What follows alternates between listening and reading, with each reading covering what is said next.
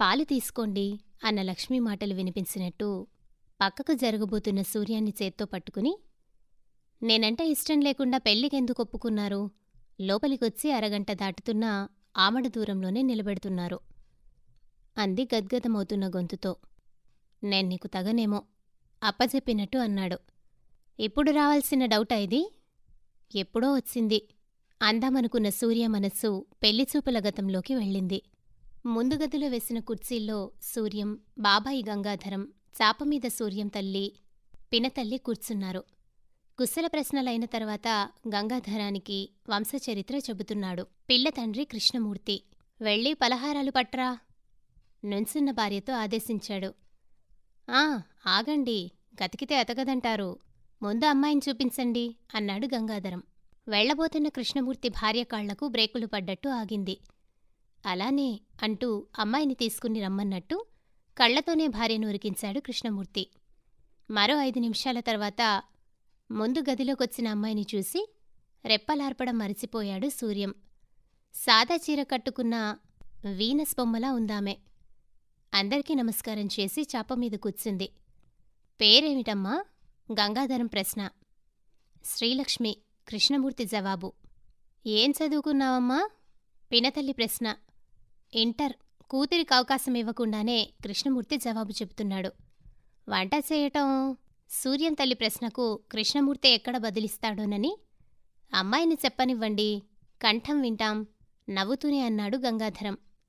వచ్చండి వంచిన తల ఎత్తకుండానే బదిలిచ్చింది శ్రీలక్ష్మి. సంగీతంలో ఏమైనా ప్రవేశం? గంగాధరం కంప్లీట్ చేయకముందే రాదండి అనేసింది. అమ్మాయికి నేర్చుకోవాలన్న ఆసక్తి, మాకు చెప్పించాలన్న తాపత్రయం, కాని ఈ పల్లెటూళ్ళో చెప్పేవాళ్లెవరూ లేరండి. ఆమె వైపే కన్నార్పకుండా చూస్తున్న సూర్యాన్ని మనసు ప్రశ్నించింది. తంతే గారెల బుట్టలో పడ్డావు. ఆమెకు నువ్వు నచ్చితే ఒప్పేసుకో. ఆశకైనా అంతుండాలి. ఆమె అందమెక్కడా? నల్లగా స్ఫోటకప్పు మచ్చల నీ మొహమెక్కడా? బదులిచ్చింది అంతరంగం. 10 నిమిషాల అంతర్మథనానంతరం మనసుకే ఓటేశాడు సూర్యం.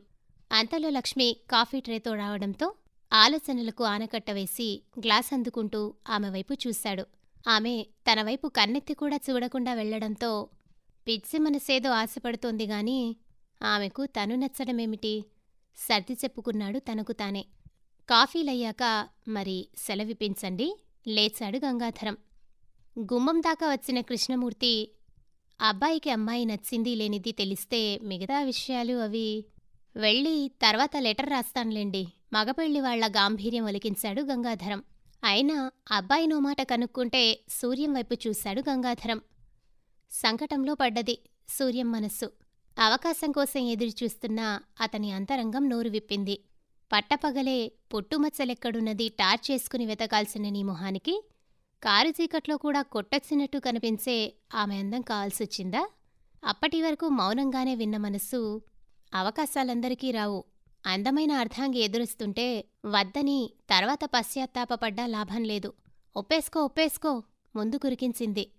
బాబాయ్, నాకు అమ్మాయి నచ్చడంలో ఆశ్చర్యం లేదు. కాని నేనామెకు నచ్చానో లేదో బయటపెట్టాడు సూర్యం. మీకా సందేహమే అక్కర్లేదు. లక్ష్మి నేను గీచిన గీత దాటదు. మాటల్లోనే తనెంత చండశాసనుడో వ్యక్తపరిచాడు గర్వంగా కృష్ణమూర్తి. ఇదేమన్నా వెనకటి కాలమటండి. కలిసి కాపురం చేయాల్సింది వాళ్ళిద్దరూ. ఏకపక్ష నిర్ణయం తీసుకోవడం అంత మంచిది కాదు. వెళ్ళి అమ్మాయి అభిప్రాయం తెలుసుకురండి అన్న గంగాధరం మాటకు మారు మాట్లాడకుండా లోపలికి వెళ్లిన కృష్ణమూర్తి మరో 2 నిమిషాల తర్వాత వచ్చి, నే చెప్పలేదుటండి అమ్మాయి నా మాటకెదురు చెప్పదని. అమ్మాయికి పరిపూర్ణ సమ్మతమే.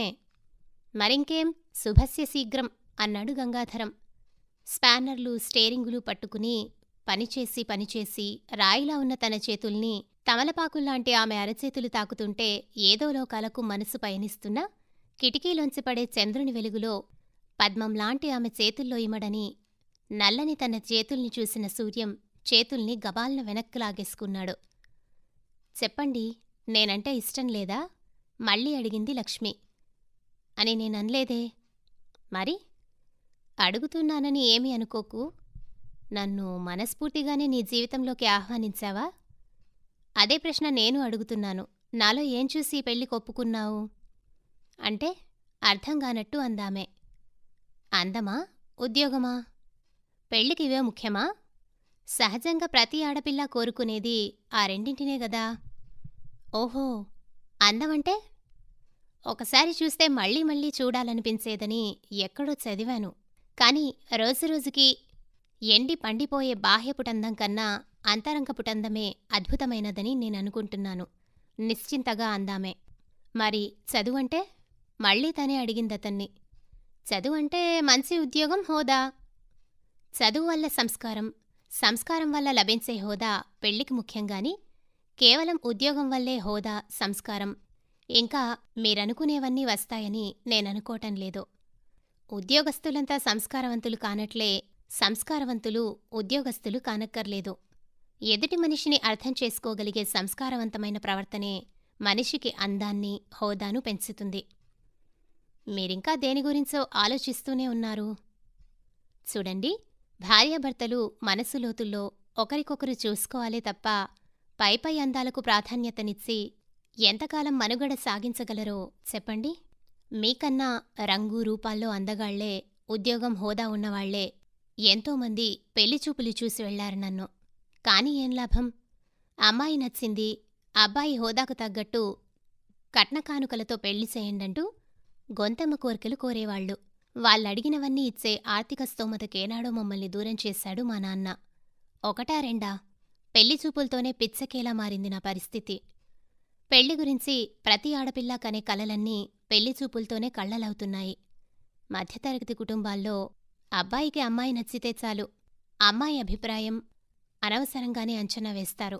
కాని పెళ్లిచూపుల రోజున మీవైపు కన్నెత్తైనా చూడని నన్ను, అమ్మాయి నాకు నచ్చడం ముఖ్యం కాదు, అమ్మాయికి నేను నచ్చానో లేదో కనుక్కోండి అన్న మీ మాటలు మీవైపు చూసేలా చేశాయి. కళ్లతోగాదు, నా మనస్సుతో. కట్నకానుకలు అక్కర్లేదు, కట్టుబట్టలతో పంపితే చాలని మీరు రాసిన ఉత్తరం ఆలోచింపచేసింది నన్ను. భార్యను పోషించే ధైర్యం, సత్తా మీకున్నప్పుడు మిగిలినవన్నీ నాకు కనిపించలేదండి. కనిపించిందల్లా మీ మనస్సే. ఇప్పుడు చెప్పండి, నేను మిమ్మల్ని మనస్సుతో చూస్తున్నాను. మీరు నా శరీరాందాల్ని చూసి తగననుకుని మీలో న్యూనతాభావాన్ని పెంచుకుంటూ పోతే కలిసి జీవించాల్సిన మనం శారీరకంగా ఒకటవటం ఎటూ తప్పదు. కాని మానసికంగా ఏకం కాకుండా శరీరాల్ని రెండాటబొమ్మలు చేసి కాసేపాడుకోవటం అవసరాల్ని తీరుస్తుందే తప్ప అనురాగాన్ని వృద్ధిపరచదు. ఆప్యాయత నశించిన దాంపత్యం పరిమళం కోల్పోయిన పుష్పంలాంటిదే. కామాలు ఫుల్ స్టాప్లు లేకుండా మాట్లాడుతున్న లక్ష్మీ ఒడిలో తనకు తెలియకుండానే తలాంచిన సూర్యం పాఠం వింటున్న పిల్లాడిలా ఆమె మాటల్ని ఆలకిస్తున్నాడు. కథ సంపూర్ణం.